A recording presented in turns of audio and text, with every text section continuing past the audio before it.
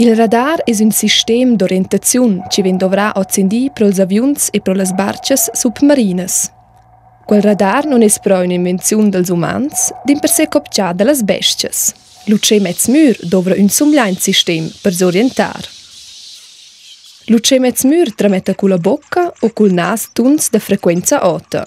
Questi tuns non dà dall'umano. I tuns vengono trasmessi in forma di ondas e quelle ondas toccano ad un obietto il contorno e tornano in avanti per luce.